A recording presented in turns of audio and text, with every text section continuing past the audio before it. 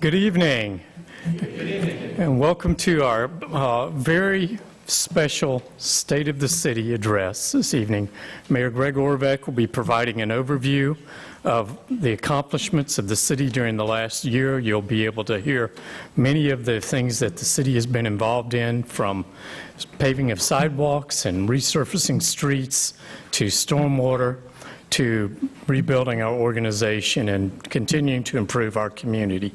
So we thank all of the honored guests this evening and appreciate you very much for taking your time to be here.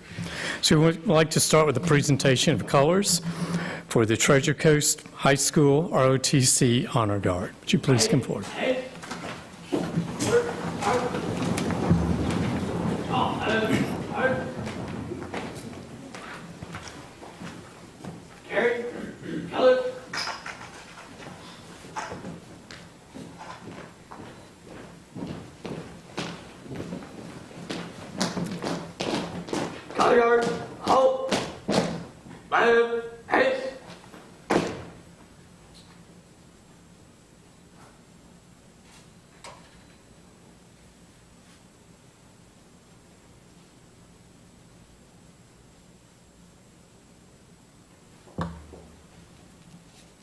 Oh, say, can you see by the dawn's early light what so proudly we hailed at the twilight's last gleaming, whose broad stripes and bright stars through the perilous fight o'er the ramparts we watched were so gallantly streaming, and the rocket's red glare, the bombs bursting in air, gave proof through the night that our flag was still there.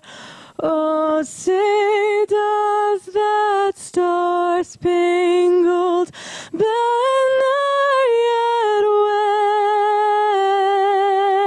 wave o'er the land of the free and the home of the brave?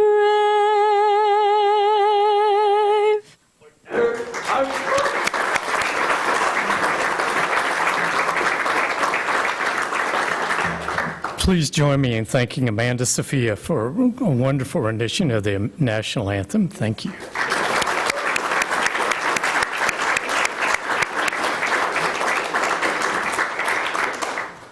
So our invocation this evening will be delivered by Pastor Travis O'Neill with Christ Fellowship Church. Pastor O'Neill. Thank you so much, Russ. This is a great honor to be here tonight. If you would bow your heads and close your eyes, please. Dear God, thank you so much for this day, Lord. We come to you with grateful hearts, Lord, because you've done so much for us. And so, God, we thank you for your guidance and protection upon our city and upon our people. God, we continue to pray for those who are hurting in our community. Lord, we pray for those who are in need of a touch from you.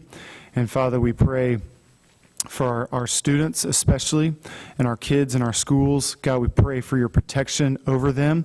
God, we pray for our city officials. And Father, we just ask that your favor abound and look over the city, the great city of Port St. Lucie. God, we are thankful and we are grateful for you. In your name we pray. Amen. Thank you, Pastor O'Neill. Please join me in the Pledge of Allegiance.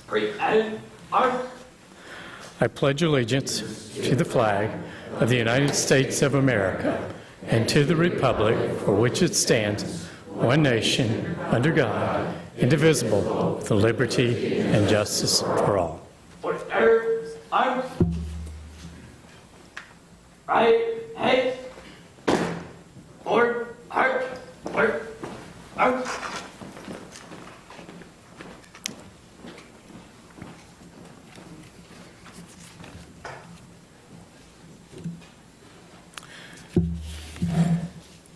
Thank you. We are honored to have so many special guests this evening.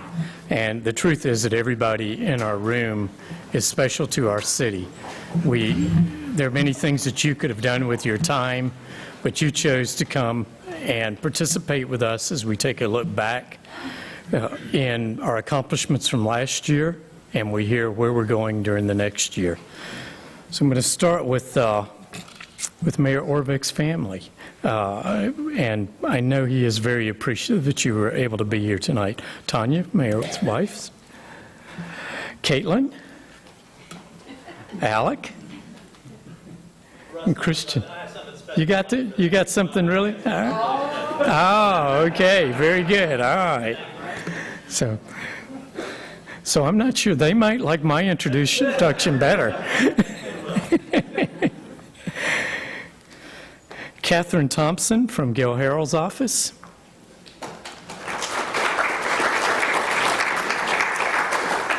Dan Wire. Howard Tipton, County Administrator. Jane Rowley, I'm a member of the City Council. Leslie Christoph from Kaiser University. Maddie Williams from the Treasure Coast Builders Association. Patricia Christensen, former mayor, council member.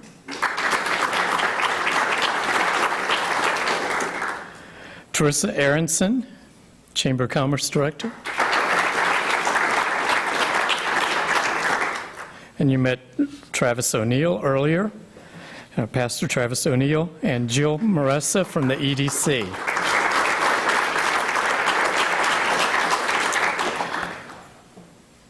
So I have the special honor of introducing my bosses. As you all are aware, we have a council with the mayor and 4 council members. They provide incredibly good and sound advice to me as your manager and provide leadership for our community every day, 7 days a week, 365 days out of the year, and really have helped to make Port St. Lucie the best city in the state of Florida. Councilmember John Carvelli. Vice Mayor Shannon Martin. I'm sorry. Throw something, Shannon. Now you've got me going. I've blended the two of you. Councilmember Morgan. Stephanie Morgan. And Councilmember Jolene Carvello. Carvalho. Last time I get to do this. So Mayor Orvek will be providing our overview of the year and looking forward as we go into the future. Mayor Gregory Orvek, as you heard, is a husband, father, small business owner. He's a former city manager and planner. He studied at the University of Miami, got his degree in marine sciences and political science. Since running as mayor and being selected, he's... Don't worry about any of that stuff. No, I got to get it all, Mayor. No. So here's the most important thing. The mayor says this frequently, and he means every bit of it. Port St. Lucie is a safe, beautiful, and prosperous city for all. He lives it every day. He provides the leadership and the vision for our community, and I'm very proud to say you're my mayor. Thank you. Thank you, Mayor.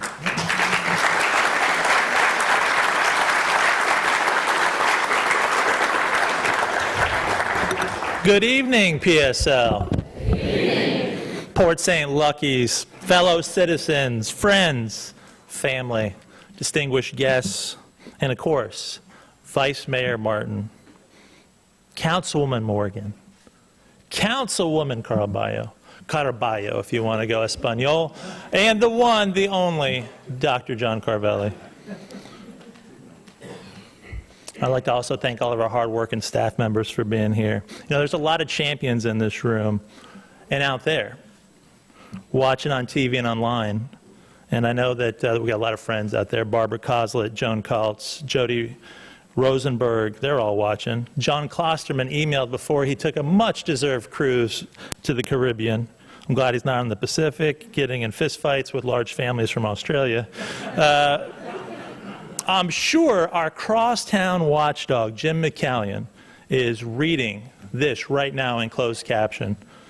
And if you don't know Jim, he knows crosstownextension.com, the place where you can watch your crosstown bridge get built in real time. And he often calls and says things like, Greg, why is there a white truck there after hours? Greg, why is that steel rusty? Greg, did that steel come from America? It didn't come from China, did it? So I know for a fact he's watching. And I'm not going to waste any time in telling you this. The state of our city is strong and getting stronger. And I'm not going to waste any time in telling you that 2017 was a momentous year we should all be proud of. Bless you. We're a family. We're going to keep it really informal tonight. And we're not going off a script. This isn't a presentation so much as it is a series of props. So feel free to sneeze. You're going to have an opportunity to ask questions. We're going to try to have some fun. But in 2017, we started a little project. You might have heard of it. It's called the Crosstown Bridge. And on March 20th of 2017, we finally overcame the litigation from a small but very spirited band of opponents. Not long after that, on May 9th, 2017, we broke ground. And can you go ahead and give me the presentation up on the screen?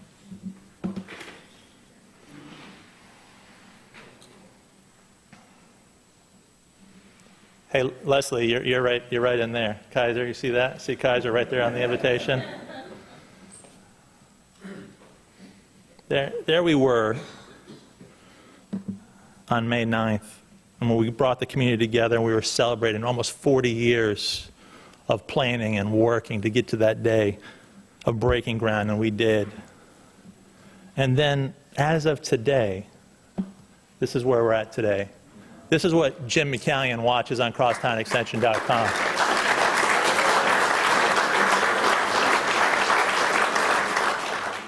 It's pretty amazing, isn't it? Does it make you proud? All right, then I'm going to end the presentation here. Good night. God bless. I got to tell you, I'm incredibly grateful that you're here for my third address. And it's the last one of my term.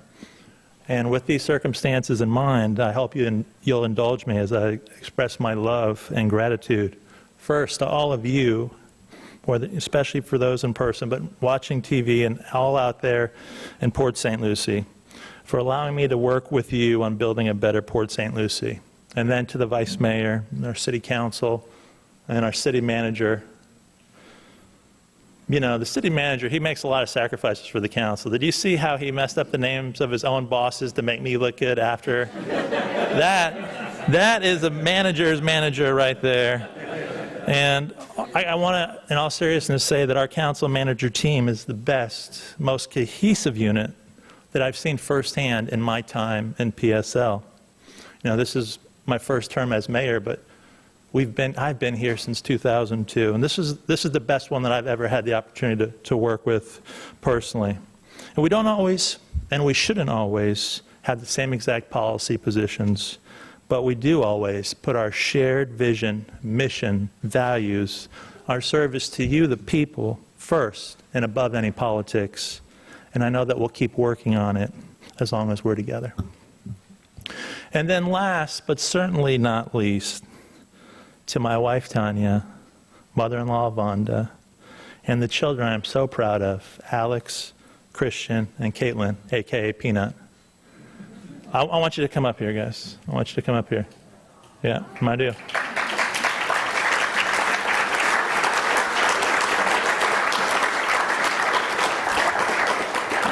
I said that this was going to be a little bit more informal than usual, and I meant it, because if we've learned anything over the last couple of weeks, that nothing is certain or promised in life. We make the most out of every single second that we have. And again, this is highly personal. It's not normal, but I just wanted to share that exactly 4 years ago today, that's what we look like. And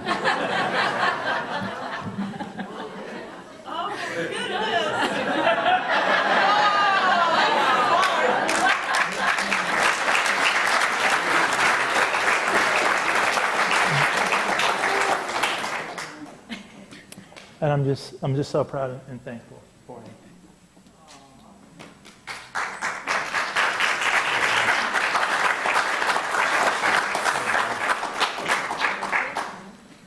Oh boy! All right, this is it, selfie moment. No, we'll get that later. We can't keep them waiting. Thank you so much for indulging me. And more seriously, I know that you have the same types of photographs at home on Facebook. I've seen some of Carvelli's on Facebook, and in your wallet. And I love Councilwoman Morgan. I just want the world to know. I know, he's got a flip phone. I should have said Councilwoman Caravallo. So right. Thank you for fact-checking my speech. But do you ever just look at those photographs and compare the past to the present and think about your plans for the future, marvel at life, its meaning, and the nature of time? I sure do. And as a result, as part of preparing this year's address, not only did I think about our past, present, and future as a city, I also thought about our past, present, and future in deeply personal terms, from the point of view of my family, and to the best I could from the points of view of you and your family. I even thought about what the word city means. I thought about the nature of time. And tonight, while we're being informal and having some fun and coming together as a family, I'd like you, and I'm asking you, to do the same. What does the word city mean to you? What does Port St. Lucie mean to you? How does your city of Port St. Lucie, fit into your life? Before this address is over, I'm going to circle back to those questions. And how you answer them and related questions, those answers will shape our 2018 and beyond. So I'll get you guys off of there now. So, incorporated in 1961, our city's come a long way in a relatively short period of time. We were originally marketed around the world, and especially in the Northeast. I won't say anything about New York or 6 boroughs or anything like that. As a retirement haven, we've gone from a sales pitch and bedroom community where only 330 people lived in 1970, yeah, right? To an award-winning, full-service city that is home to more than 185,000 and counting. Now, the people in this room, and many of those watching, know that there are many things to love about Port St. Lucie. We're blessed by natural resources, and they epitomize the Florida lifestyle. We're the safest large city in Florida. And we're a large and growing city with an increasing number of not just citizens, but amenities and opportunities. And we're keeping our friendly hometown feel. It's really important. That's such a delicate balance of growing and becoming more while preserving and enhancing what you are and what you have. And we have one of the highest rates of home ownership in the country. We're so known for home ownership, even millennials buy homes in Port St. Lucie. And you can fact check that. We are actually #1 for home ownership among millennials in the country. And we're a melting pot where people of all races and ethnicities live together. Based on these and other strengths, I often think that what makes PSL most special is that we're a place where the American dream still lives, where it's alive and well.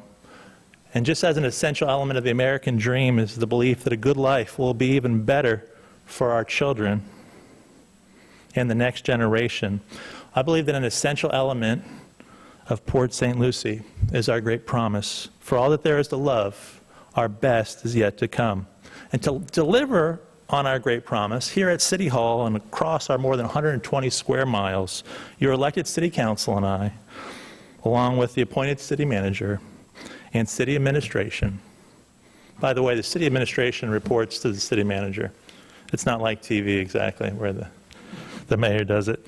Are focused on carrying out a strategic plan that's updated every year based on your input. And sitting atop of that strategic plan is a very straightforward vision statement. Port St. Lucie is and will be a safe, beautiful, and prosperous city for all people, your hometown. And together, our vision statement and the strategic plan, they form a lens which focuses the many ideas, competing priorities, and limited resources of a city of 185,000 people into a cohesive, shared mission that we can all rally around. Anyone here on Facebook? If you're on Facebook, it's not going to come as a big shock to you that 185,000 people, they don't all think the same. They don't all have the same priorities. But our strategic plan helps us get through that. And it's built on 7 goals. And they're pretty straightforward too. Safe, clean, and beautiful, vibrant neighborhoods, quality education for all residents, diverse economy and employment opportunities, high quality infrastructure and facilities, culture, nature, and fun activities, and a high-performing city government organization.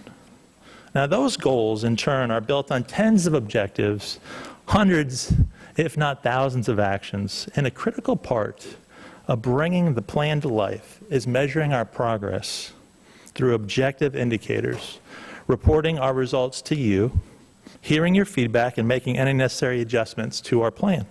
And our objectives and actions, all of this in a continuous loop as we press on to achieving that shared vision. Now, of course, due to the limited resources of time and money, those thousands of actions aren't all capital B-I-G, big. We limit ourselves to less than 20 annual priorities. And at our annual strategic leadership retreat, there's some serious horse trading that happens in the Florida sunshine. Everything's on the up and up, especially if that one of those reporters is out there. Got to clarify for them.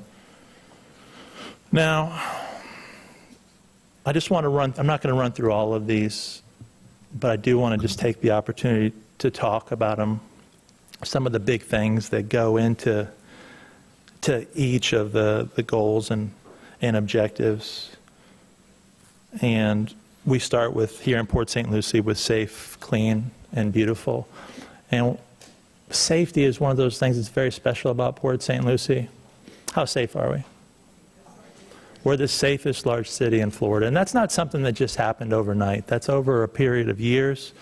And I'm proud to report to you that based on the preliminary data from the Florida Department of Law Enforcement, we expect that the crime rate will go down again in Port St. Lucie, and that since 2012, our crime rate has decreased over 60%. So a safe city gets safer. Now, how many people are longtime PSL residents? All right. Alex, I guess you are. Amanda, what neighborhood do you live in the city? I live by Gatlin. By Gatlin? Your neighborhood doesn't have a name? No. No, it doesn't. So one of the things about Port St. Lucie is 80,000 lots were essentially platted. The land was subdivided overnight by the General Development Corporation. And whereas a lot of neighborhoods have names and identities, ours were given names like Section 24 and 33 and 71. Does it go that high? Does it go to 71? Or I've got to fact check myself. But believe me when I say 24 and 33. We're actually systematically going through the process of working with each neighborhood and kind of creating that social infrastructure, naming all those neighborhoods, beautifying them, creating gateways, installing landscaping, planting street trees, doing all the things which make great neighborhoods, including that social infrastructure, bringing people together. We call that our NICE program. And it's more than just names and the neighborhoods themselves. It also includes parks. How many of you have seen utility box wraps out there on the street? You like those? That's part of the program. And guess how we fund those utility box wraps? Do you think those are your taxpayers, the tax dollars that work? Recycling. That is recycling. So remember, recycling is not only the right thing to do for saving the planet, it's the right thing to do for improving your neighborhood. Those bottles and cans, metal you recycle, turns into utility box wraps and neighborhood parks like Woodland Trails. So I hope that you're proud of that. Now here's a big one.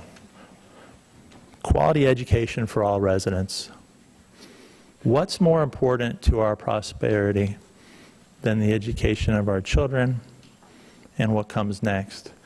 Now this is one of those funny things for a city council, because here in Florida, public school services are not provided by your city government. Did everyone know that coming in?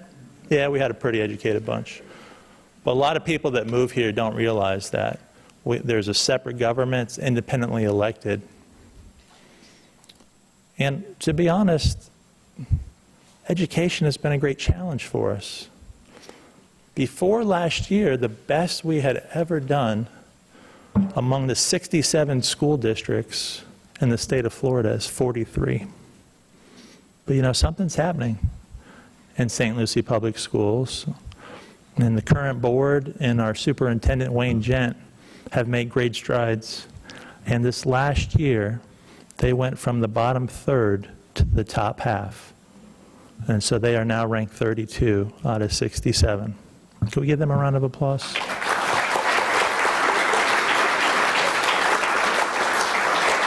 They are number 5 for graduation rate. Almost all of the city schools are rated A or B.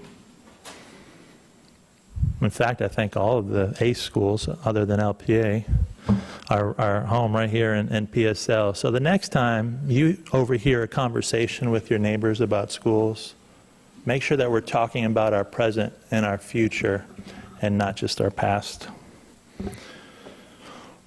Diverse economy and employment opportunities. So we've seen a number of things happen in this very important area. Have you ever met a city council or a mayor who hasn't talked about job creation and improving the economy? You haven't, have you? You haven't, have you? No, you haven't. How many of you have heard of Digital Domain? Yeah. How many have heard of VGTI? Have you read some newspaper stories about them? Have you seen some specials on the news?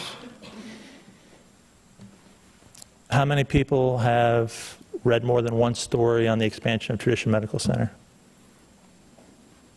All right, a couple, but not as many. And so again, here's where we ask you to bring this information home, because the positive things, the doubling of Martin Memorial Health System's Tradition Medical Center, is going to have an economic impact of roughly $200 million a year. Over 1,400 jobs, all paying more than our median, our existing median salary. So it's okay for us to remember and learn from the past and mistakes that were made, but only if we're going to embrace our present and future. Now, of course, high quality infrastructure and facilities, we could talk about Crosstown, we could talk about PSL Boulevard South, we could talk about that we adopted a sidewalk master plan that provides for all sidewalks on major collectors, arterials, and everything within 2 miles of a school to be built in 10 years. And you know the difference that we're making in sidewalks because you've driven our streets. You know, how many of you have gone down a Rosser or a Savona or a Cameo and noticed, hey, we've hit that tipping point. We're starting to see more sidewalks than not. All of these things are coming together at the exact same time. Is anyone here concerned about their tax rate? The city council and we've lowered your tax rate for 2 years in a row. Is anyone out there worried about debt? Yeah? City Council and I have slashed our debt. We've paid it down. We've refinanced it. We've cut it by 25%. Show me thank you.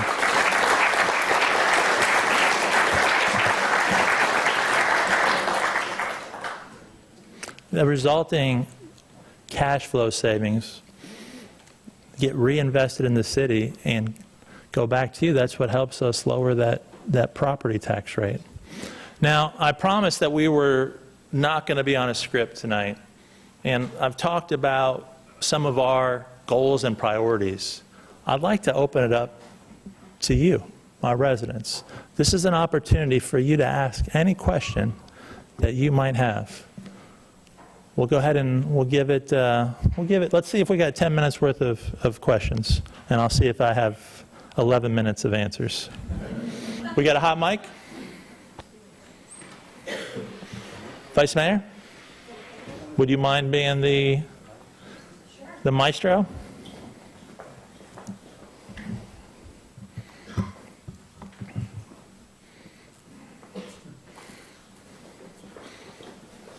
Up?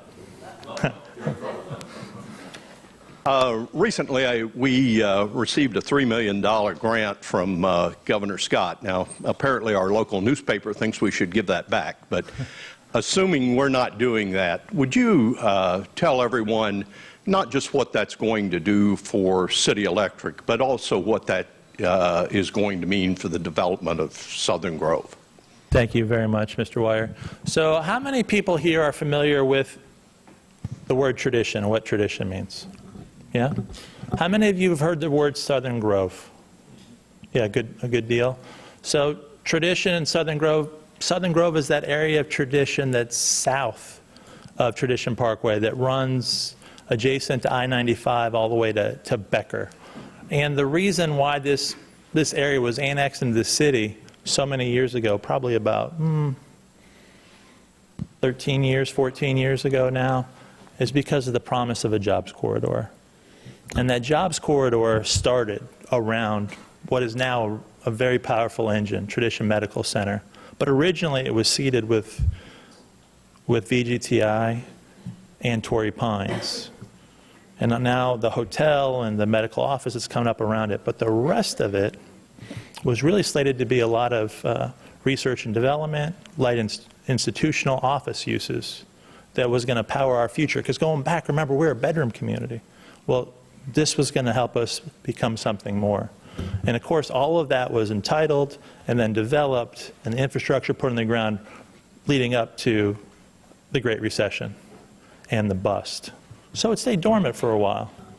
But now, as part of this recovery, the people who develop and invest are realizing and remembering that, hey, that's right. There is nowhere else in Florida between Miami and Orlando that has 3+ miles of infrastructure with high visibility on I-95 in a growing area.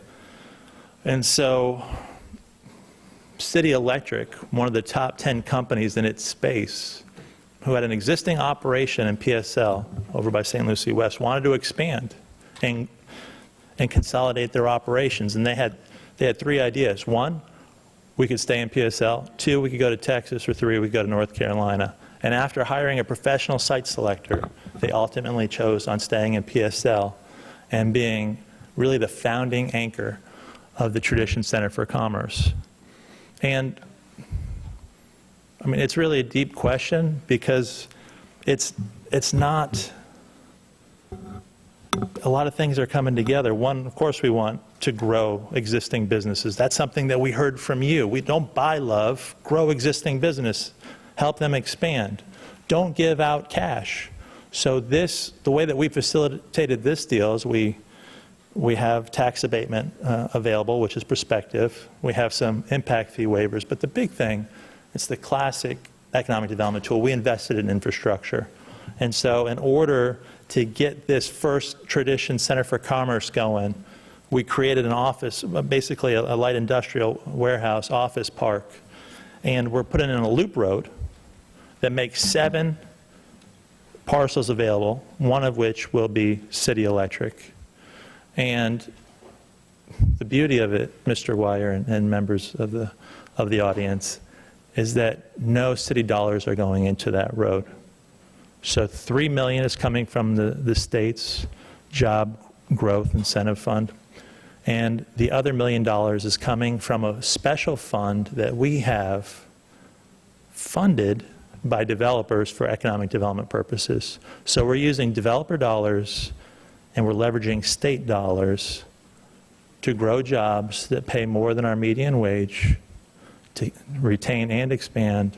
It's a 400,000 square foot facility, $40+ million capital investment. And more importantly, it's already attracting additional investment. Right now, Russ, what's the project? I can't tell you what the name is. I'll call it Project X. Call it Project X. So the what's next is already happening. And you know, a lot of people get into the weeds of, hey, should we be in the business of providing any leveraging or incentives at all? And I just want to put their minds at ease. For every dollar the state is investing, they're getting $12.61 back in state taxes. So let me just say that the Orvek family and I over here would love any investment you want to present where we give you $1, you give $12.61 back. Did that answer the question? Thank you, sir. Yes, hello. Hi there. Has a source of funding been identified for the Floresta Improvement Project? Man, you're stealing my grand finale. But I said you could ask any question. So this is one of the great challenges that we have, you know, with limited time and money. Floresta Drive will cost $30+ million regardless of what we do. And one of the great frustrations of this job is just the time and money that it takes to get there. So there is no funding ready. I can see how we could get to plans so that we could then have a shovel-ready and go through permitting, so we could then have a shovel-ready project in case the president's recommendations and the Congress comes through with the funding of infrastructure. So if they make funding available, as they've said they will, we could have a project ready to go to leverage, just like we did with the state on City Electric and the construction of that loop road. Barring that, barring something like that, it's 5+ years away. And the question that I'll have for you and our residents, not just for Floresta, but anything that you say is the most important thing to a better Port St. Lucie, is the county sales tax referendum. And are you willing to invest and provide another revenue source for our most important projects?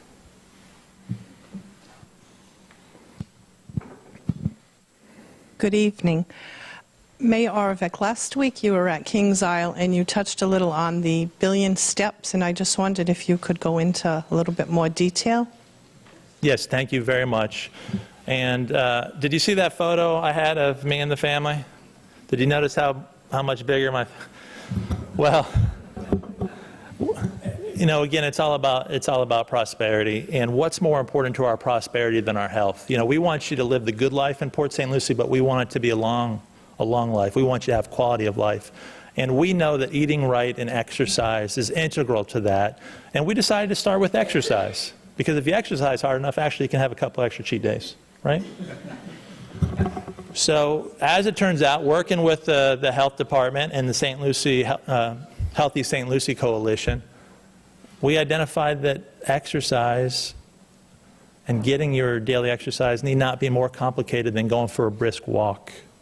And so we laid down a challenge. As a community, let's walk 1 billion or more steps in 2018. And you can learn more at cityofpsl.com/billionsteps. And who has a smartphone? Anybody out there? So if you have a smartphone or you're fancy, like Tanya, you has a Fitbit, you can set it up. And, well, we're going to have to figure out flip phone Carvelli down here.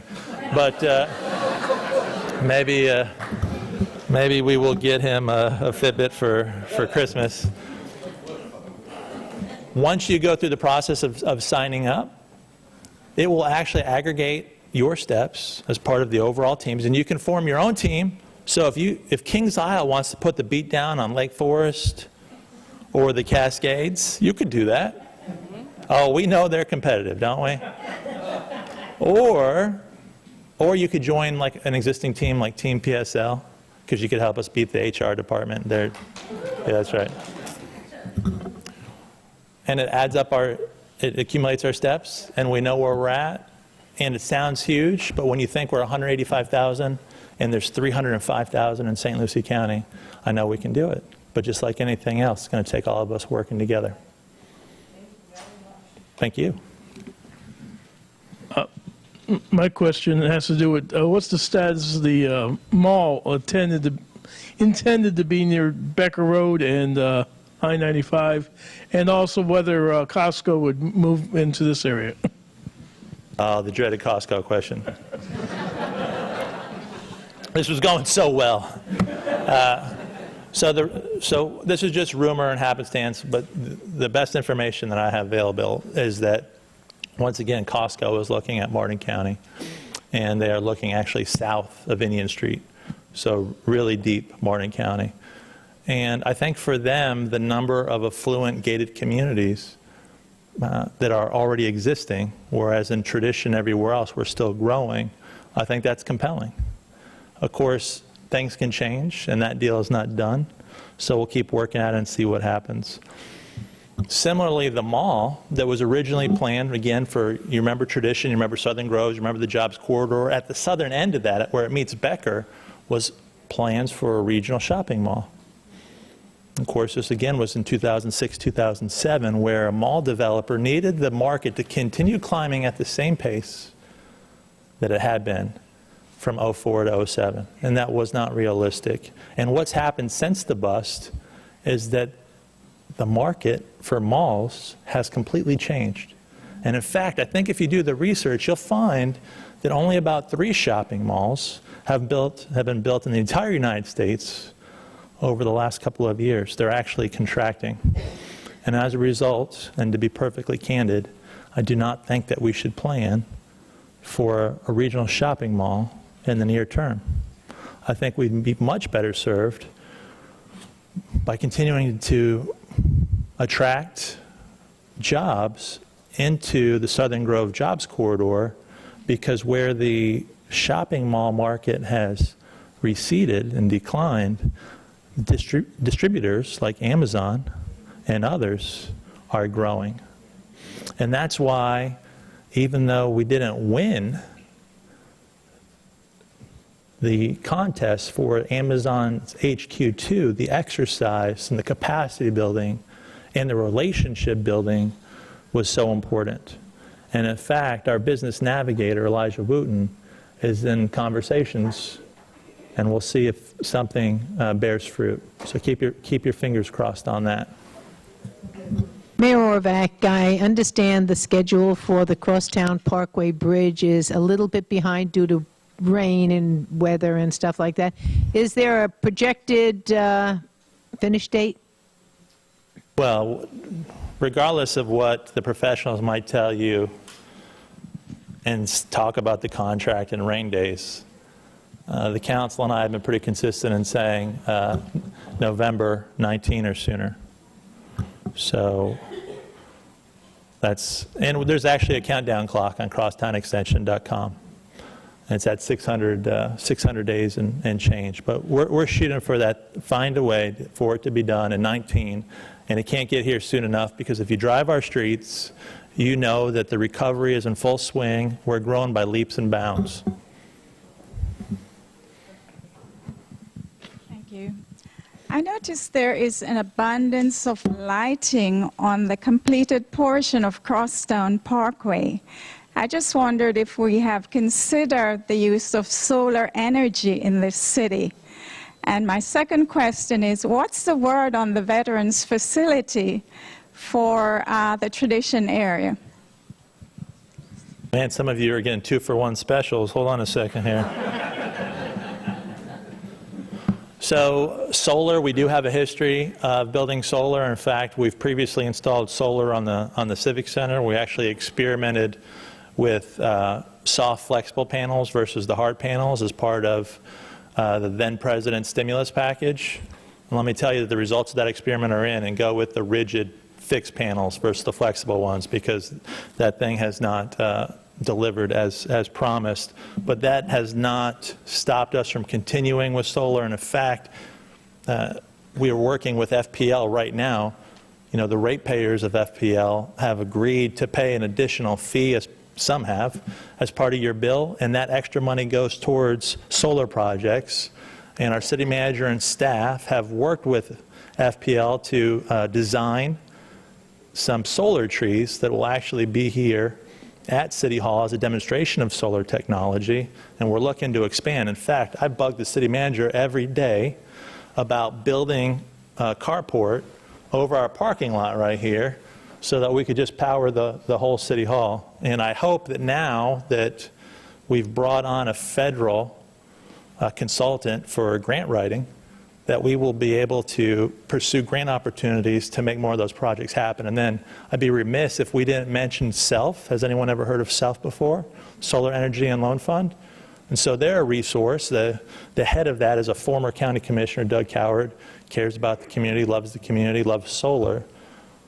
And right here in PSL in St. Lucie County, you can actually get use a property assessment to fund energy improvements, weatherization, and solar energy for your house. And right now, they have a program where wholesale prices are available. And it's getting to the point where it's really cost competitive, and over the life cycle, actually better than some traditional energy sources. Ask the veterans. Anyone want to give the news on that? The RDR Copus? Groundbreaking is? March 20.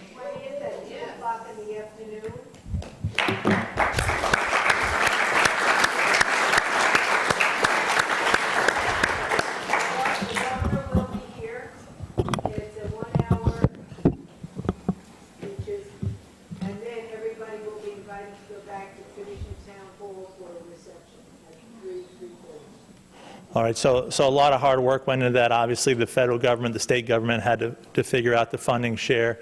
St. Lucie County and our county administrator, Howard Tipton, and the County Board of Commissioners so instrumental. And then, of course, the city of Port St. Lucie chipped in, too, to make that happen.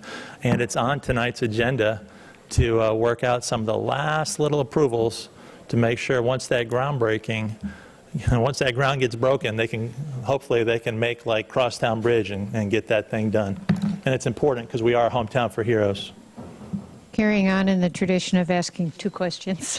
Oh, 2 for 1. I just want to say that I think two of the most important things for the future and the prosperity of this city are, number one, the health of the Indian River Lagoon and the St. Lucie River, and number two, the continuing and perhaps even expanded ability of Indian River State College to offer bachelor's programs. And can you tell us what kind of efforts the city is making to address both of those issues?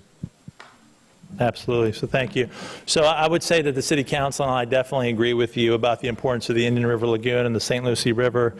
In fact, to me, that's really such a huge part of the Florida lifestyle. It doesn't matter where you live in the city, you're in the river, you're in the watershed of the river and the lagoon. And even if you live in St. Lucie West and you don't go to the river or the beach every day, part of who we are and our lifestyle goes around or is based on the fact that you could go to the beach, you could go to the lagoon, you could go to the river if you wanted to, and certainly it's built into our property values and our economy. So I always like to point out that the city of Port St. Lucie has carried out one of the largest septic tank to sewer conversion projects in the country. And so that happened a long time ago under different leadership, and courageous decisions were made. Councils stared at bomb threats, yelling citizens, having tents in the parking lot right out here till 3 o'clock in the morning, land being turned back into the city. And they withstood all of that, made the right decision, and really you could argue that all the positive things that have happened afterwards came from that. And certainly if you look at the conversations that are being had today over the impact of septic tanks on the lagoon, it's much argued. we definitely made a difference in our river.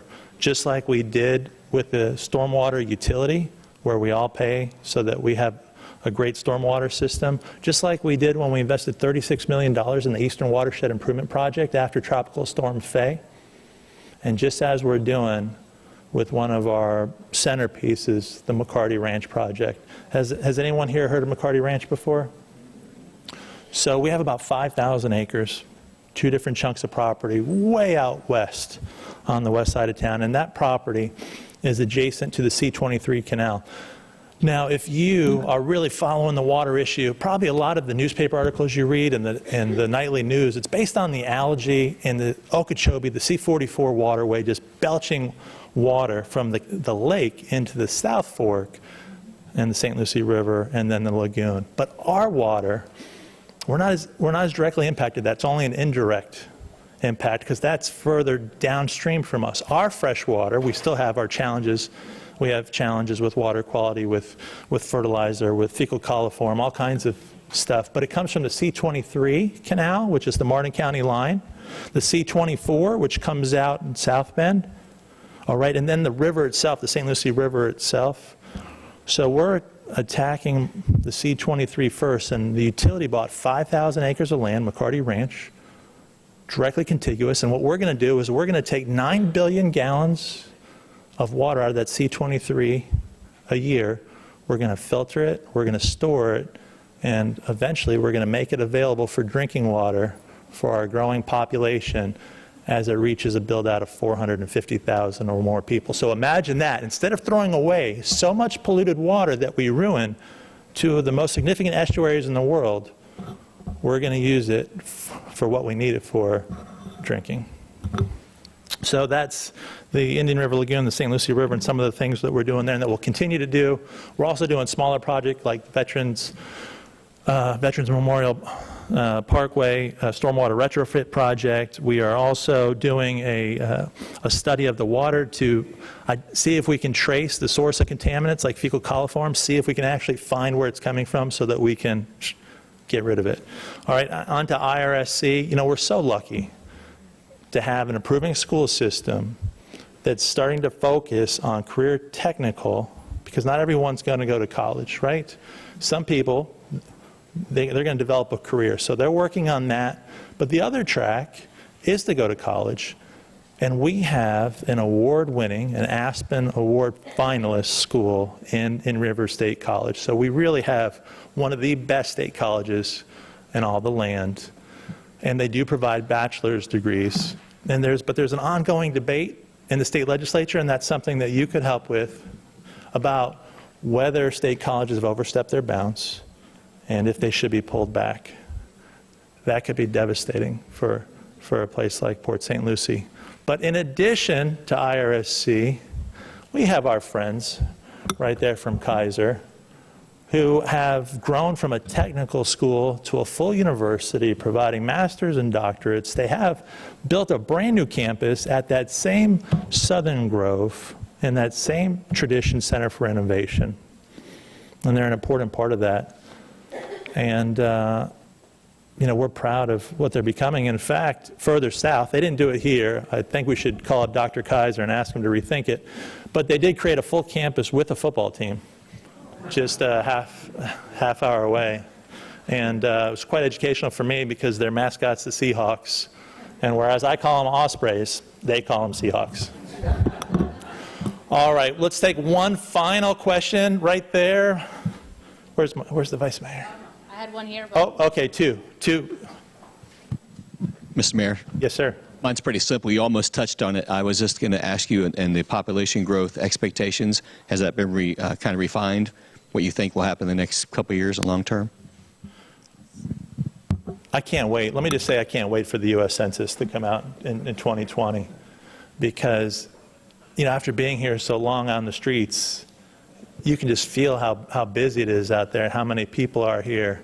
And it's going to be exciting to see how we've changed and where we've going. But based on the number of housing units we have, we're definitely going to be north of 400,000. In fact, let's just say that you love the Florida lifestyle, you're taking the policy position, you don't want another house to be developed. anywhere, just know. You want to close the door behind you. I want you to know that west of I-95, in that Southern Grove area, if you're a Vitalian, if you're in Verano, if you're going to go live in where GL's coming out of the ground or Del Webb's coming out of the ground, or even further west where Ansca Home Builders are going to build one day, there are 50,000 units entitled. So even if you said, City Council, stop all development in the city, that's already legally vested. That is going to come to be. And if we just take, what do you want to do? You want to say 2 people live in a house? You want to say 3 people live in a house? Just based on that, we're looking at 100 to 150,000 people. And of course, that doesn't account for redevelopment. That doesn't count for other areas deciding that they want to use land more intensely, more intelligently to reduce our overall impact.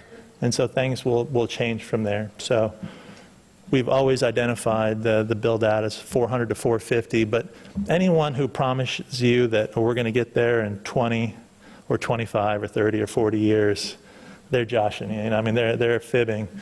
I always like to look at proven things. St. Lucie West is 30 years old, basically last year.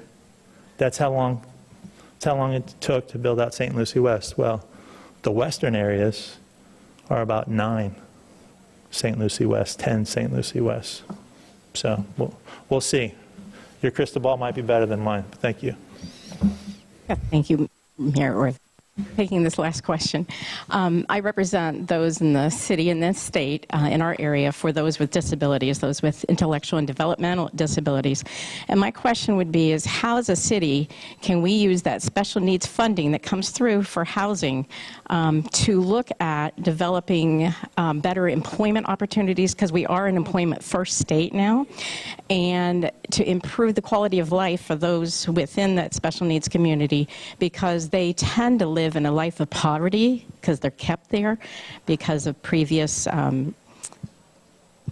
government requirements, but things are changing, and I believe things are changing too in our educational system, because we are to include those with disabilities within mainstream education.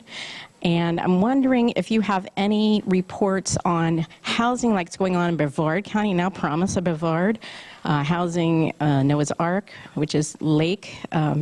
You have to limit questions to 121. I know, but is there housing education for special needs anywhere that you're aware of within our city limits? Well, I mean, special needs, we'd have to sit down. This is a detailed policy discussion.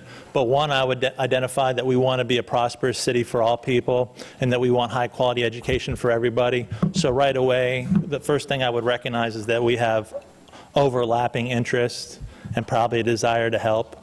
So then we would sit down and we tactically and strategically, we would think about opportunities. We'd come up with some ideas.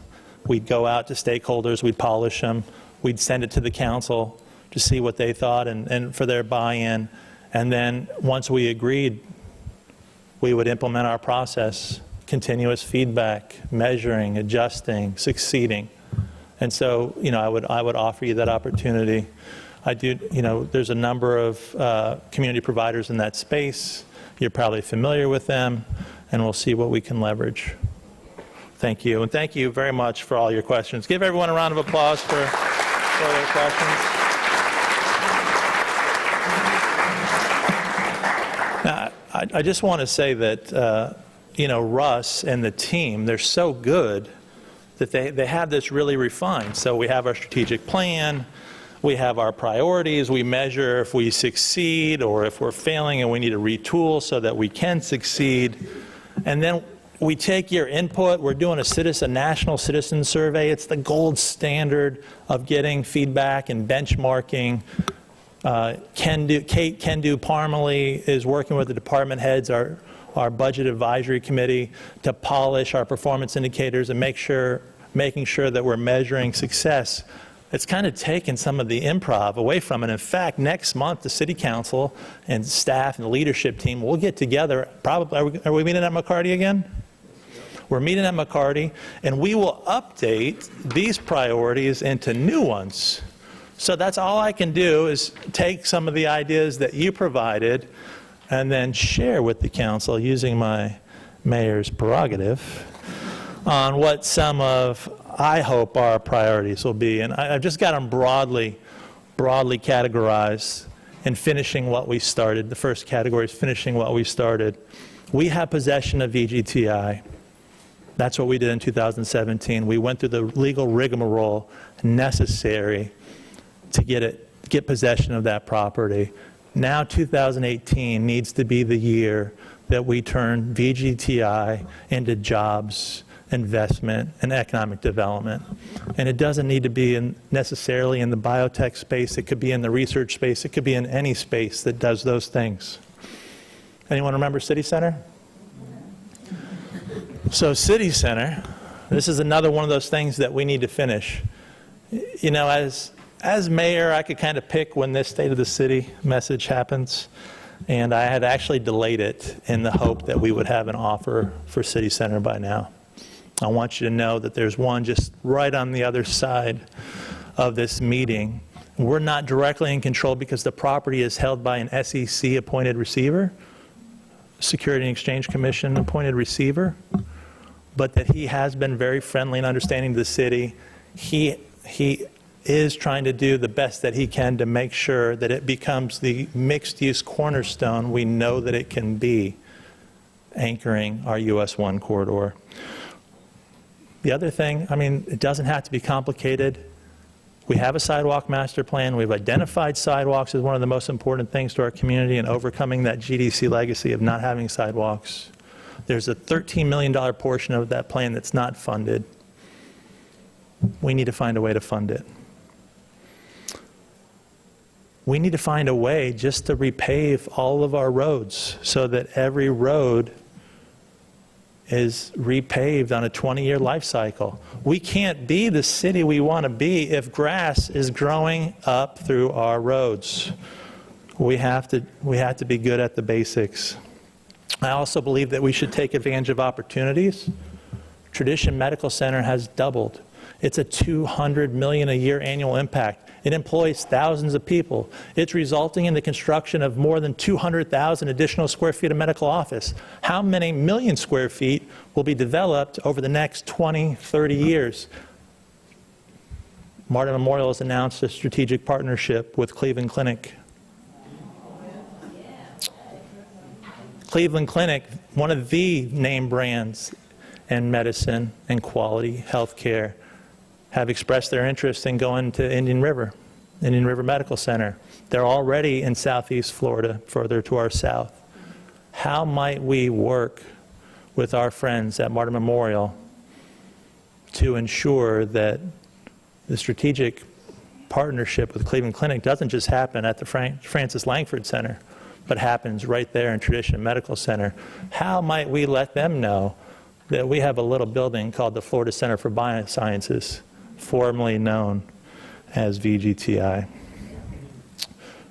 City Electric, Mr. Wire, has to turn into Project X, Y, Z, Alpha, Beta, and just keep on going. We're going to have a choice this year. I'm predicting that we'll have a choice this year on what we want the jobs corridor to be. So Mr. Latimerak, just like you asked what should happen with that mall, I think we'll have the opportunity to ask ourselves what we want to happen with the whole run and that further development of Southern Grove. And then more than that, we have to stay true to who we are. When you think Port St. Lucie and you think about what we are, who we are, what's the number one thing that comes to mind? One of the things that I hope we're going to do at our strategic planning retreat is just to come up with 3 to 5 things. When you think of Port St. Lucie, how many of you think safety first? Significant portion. We appreciate that we're the safest large city in Florida, that's a core part of our identity. And we should. It's one of the things that you need to have a successful civilization. How might we be safer? Does the safest city worry about school resource officers in its schools? We worry about having them. We worry about having enough. We worry about our schools being safe regardless of whose responsibility it is. We worry about our streets being safe. We worry about you making it from point A to point B without texting and driving or speeding. We have to ask ourselves how we might become a safer city. We can never rest on our laurels, and I'm asking us, and I'm continuing to ask Russ and the council to work with our school district so that we can partner with the state and federal governments to make our schools as safe as they can be. So those are some of the priorities which I'll lobby for you and our council as we go into our retreat. But now, in closing, I want to go back to the beginning. And I want to ask you what comes to mind when you think of the word city. And city's a funny word, I think. It can mean a municipal corporation. And after all, you know that we're a big company. We have an annual budget of more than $500 million, more than 1,000 employees, and a customer base of 185,000 and growing. City can also mean the organization. Our team of more than 1,000, what is it, Russ, 1,077? What do you got? Over 1,000 dedicated employees led by our exceptional city manager. The team that helps make us be the safest large city in Florida. The team that carried out the largest septic to sewer conversions in the country. And the team that's capping off the completion of a parkway with the Crosstown Bridge. A city can also mean a geographic place. Sometimes we use the word holistically, where we're referring to all three things at the same time. But no matter how you use the word city, there's an aspect to it which must always be included, and that's the people, you. And the people, you, are what make the city. You're what makes the city of Port St. Lucie special. And so I hope when you think of city, you think of your neighbors, you think of your family, you think of your loved ones. I hope that you think home, and a place that you would, there's no other place you'd rather be, a place that you want to make better. And I just want you to know that we are defined by you. We're so grateful and proud for you caring about the state of the city, for you being here, your willingness to help us build a safe, beautiful, and prosperous city for all people, your hometown. Now, ladies and gentlemen, I've been in the city business for more than 20 years, and I've had the good fortune of being a part of some great teams, award-winning teams, in all-America city even. I can share with you unequivocally that right now we're in a special moment of time. We find ourselves in a moment where the economic winds are at our back. You don't always have unemployment at 4.1%. Not always in a position to lower taxes 2 years in a row or cut 25% of your debt, or to create the most jobs you've ever created, or to have your median wage be going up, or to be putting more new construction on the tax roll than you have in a decade. You don't always have that at your back. But right now, we can do more than take a step ahead. We can take a leap ahead. And we can realize our full chunk of our potential. And that's why that issue of Floresta came up. Why I want you to think about what city means to you and what our future looks like. And I'm going to go with a personal example. Again, I'm going to ask for your forgiveness. It was easy for me to use the photo I did. You'll see in a second. Remember this? What's this? And you're proud of Crosstown, right? And why wouldn't you be? It's going to make travel across the city better. It's going to make safety better, because if you had to go to a hospital, the ambulance can get you there. Police can respond faster. Fire can respond faster. You can get away from a hurricane faster. You can get away from a nuclear plant faster, heaven forbid. These are things we have to think about, right? Not only does it do that, we created a park, a linear park. You're going to be able to access the river. We improved the Savannah's Park. We created a mitigation bank. Your Crosstown Parkway did all of that. But you know what it also did? It took 40 years. That's what I looked like 40 years ago.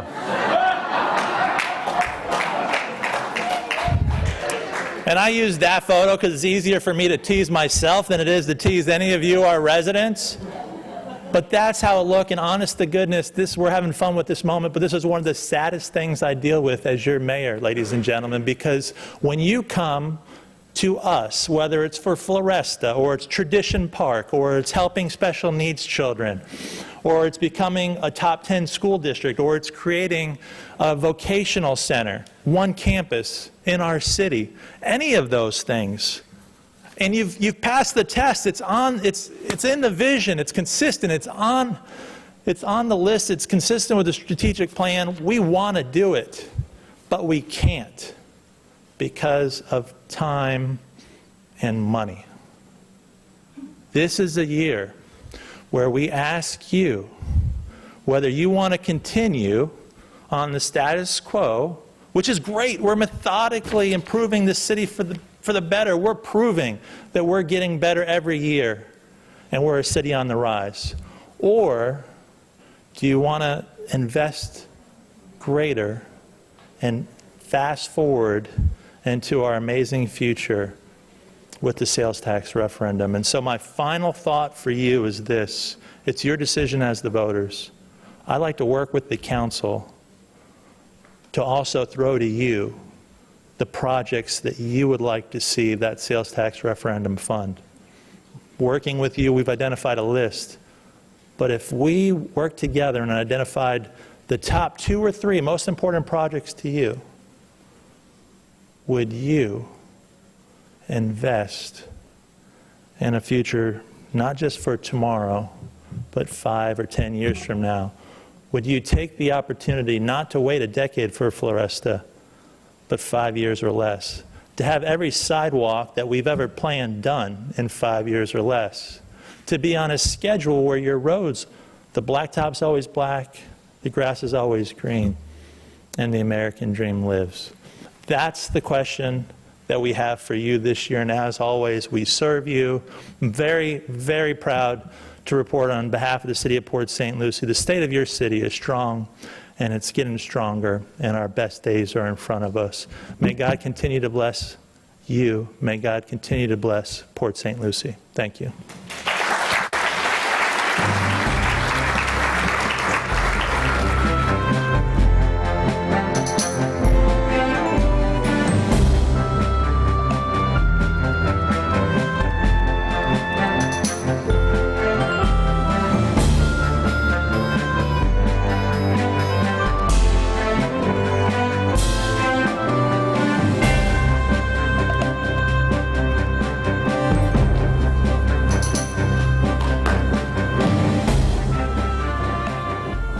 Ladies and gentlemen, as elected officials, one of the great privileges of the job is working with people that we admire, love, and respect.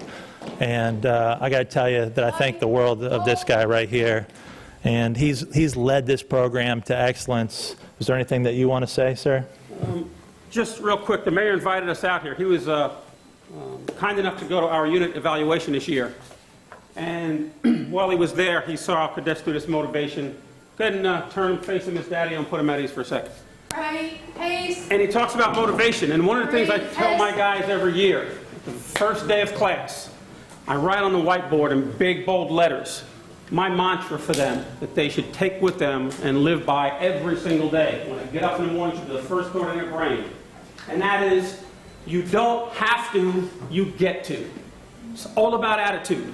It's all about that positive attitude and taking the world by the horns and doing it right from day one. You don't have to, you get to. You get to learn something new every day. You get to be a decent human being. You get to treat people well. You get to put smiles on people's faces. You get the opportunity to do something great every single day. And that's what I impress upon them.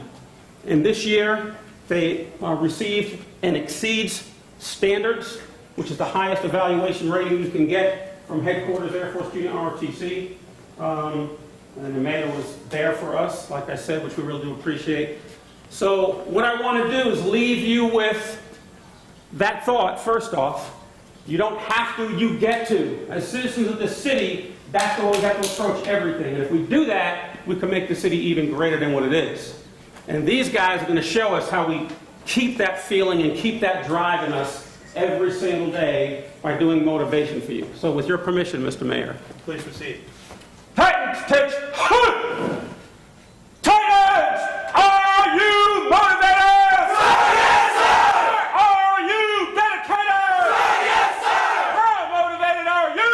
Motivated, motivated, downright dedicated. You check us out, swoop, Titans, hoorah! Hoorah! Hoorah! Hoorah! Double up! Boom, boom! Triple up! Boom, boom, boom! Titans, dismissed! Titans, hoorah!